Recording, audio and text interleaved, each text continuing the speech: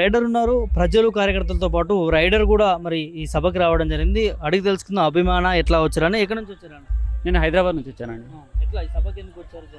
కేసీఆర్ గారు చాలా రోజుల తర్వాత బయటకు వచ్చి మాట్లాడుతున్నారు కదా, ఏం మాట్లాడతాడు, ఏం సెన్సేషనల్ మాట్లాడతాడు. కేసీఆర్ ఏం మాట్లాడినా కానీ ఒక రేంజ్లో ఉంటాయి అవన్నీ.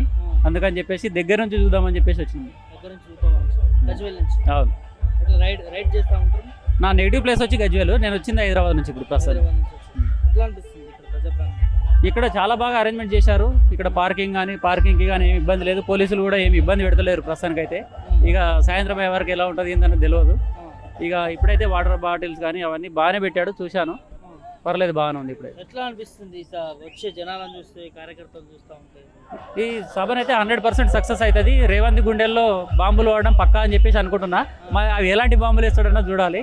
గవర్నమెంట్ మరగొట్టే బాంబులా, లేకపోతే ఆ ఎమ్మెల్యేలు అందరినీ ఇప్పుడు ఏదైతే 10 మంది ఎమ్మెల్యేలు పోయారు కదా, వాళ్ళకి మళ్ళీ బై ఎలక్షన్లు తెచ్చే బాంబులు ఏమన్నా వేస్తాడా అని చెప్పేసి ఉత్కంఠగా ఎదురు చూస్తారు. ఎవరైతే రేవంత్ రెడ్డి పాలన ఏదైతే ఉందో అతని పాలనని కూలగొట్టే బాంబులు అయితే బాగుంటుంది. ఎందుకంటే 15 నెలల్లో మొత్తం సర్వనాశనం చేసిండు తెలంగాణని. అక్కడ ఇన్వెస్టర్లు రావట్లేదు, అక్కడ హైదరాబాద్లో ట్రాఫిక్ పెరిగిపోయింది, ఇక్కడ విలేజ్లలో కరెంట్ రావట్లేదు, మంచినీళ్ళు రావట్లేదు.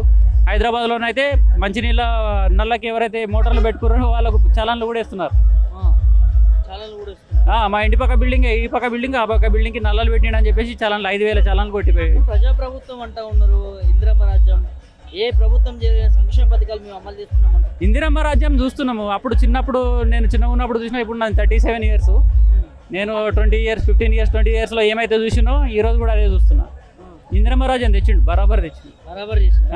అట్లే ఉన్నదా? అట్లనే ఉంది. కరెంట్ పోవడము, మంచినీళ్ళు రాకపోవడము. మీరు పర్సనల్ కాబట్టి మీరు కార్యకర్తనా, అభిమానియా, లేకపోతే తెలంగాణ వాసిగా వచ్చారా ఈ మద్దతు తెలపడానికి? తెలంగాణ అభిమాని నేను. మాది తెలంగాణ రాష్ట్రం కాబట్టి తెలంగాణ అభిమానిగా నేను ఇక్కడికి వచ్చిన. కేసీఆర్ చాలా విమర్శిస్తూ ఉంటారు కదా, ఏం చేసిండు తెలంగాణకి, అసలు తన పాత్ర ఏమున్నది అన్నట్టుగా కూడా చాలా మంది మాట్లాడుతూ ఉంటారు, విమర్శిస్తూ ఉంటారు. కేసీఆర్ వల్ల ఒక్కరి వల్లే రాదే అంటూ ఉంటారు కదా. అన్న, కేసీఆర్ లేని ఇంతకుముందు కాంగ్రెస్ గవర్నమెంట్ ఇన్ని దశాబ్దాలు పరిపాలించింది. అప్పుడు లేని సంక్షేమ పథకాలు కానీ, అప్పుడు లేని ఈ నీళ్లు కానీ, కరెంటు కానీ ఇప్పుడు ఎట్లా వచ్చినాయి? మళ్ళీ ఈ 10 ఏళ్లలోనే వచ్చినాయి కదా. కేసీఆర్ ఏవైతే కాళేశ్వరం కట్టడం కానీ, కాళేశ్వరం ద్వారా ఈ డ్యాములు కట్టి మంచినీళ్ళు రైతులకు ఇవ్వడం కానీ, చెరువులు పూడికలు తీపిచ్చి చెరువులలో నీళ్ళు నింపడం కానీ. ఇప్పుడు అంతెందుకు, నాది 2 గుంటల పొలం, నాది ఇప్పుడు 3 ఎకరాల పొలం పడుతుంది. ఇప్పుడు రేవంత్ గవర్నమెంట్ వచ్చిన తర్వాత ఇప్పుడు అది 2 ఎకరాలకు వచ్చింది. కరెంట్ ఎప్పుడు పోతుందో తెలుస్తలేదు. మళ్ళీ 2 ఫేజ్ స్టార్టర్లు, 3 కన్వర్టర్లు, ఇన్వర్టర్లు మళ్ళీ తేవాల్సి వస్తుంది. ఎట్లా ఉండబోతున్నాడు సభ 100% సక్సెస్ అయిపోతుంది. అయినట్టే ఆల్రెడీ.